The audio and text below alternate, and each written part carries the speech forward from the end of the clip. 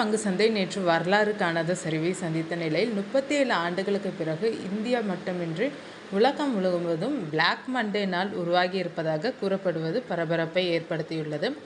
அமெரிக்க அதிபர் Donald Trump உலக நாடுகளுக்கு எதிரான வரி விதிப்பை அறிவித்த நிலையில் இந்திய பங்கு சந்தைகள் உட்பட உலகளாவிய பங்கு சந்தைகள் கடும் வீழ்ச்சியை சந்தித்துள்ளனர். நிஃப்டி 50 மற்றும் சென்செக்ஸ் ஆகிய இரண்டும் கடும் சரிவை கண்டுள்ளனர்.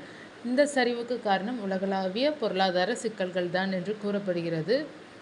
நேற்று காலை சென்செக்ஸ் 5% அதிகமாக சரிந்தது. உலக சந்தையில் ஏற்பட்ட முரண்பாடுகள் மற்றும் வர்த்தக போர் அச்சுறுத்தலால் பங்கு சந்தையில் இருந்து ஏராளமான முதலீட்டாளர்கள் வெளியேறி வருகின்றனர் என்றும் கூறப்படுகிறது.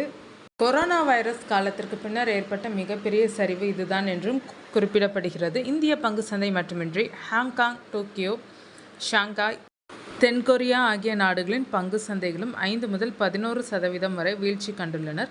அமெரிக்க பங்கு சந்தையும் சுமார் 6% வீழ்ச்சியை எதிர்கொண்டுள்ளது. ஜப்பான், தாய்லாந்து, ஆஸ்திரேலியா உள்ளிட்ட பங்கு சந்தைகளும் மிக மோசமாக சரிந்துள்ளன.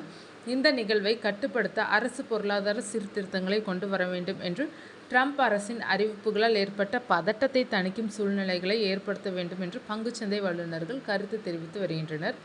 எனினும் இந்த சரிவு இன்னும் சில வாரங்கள் அல்லது மாதங்கள் தொடரும் என்று கூறப்படுகிறது.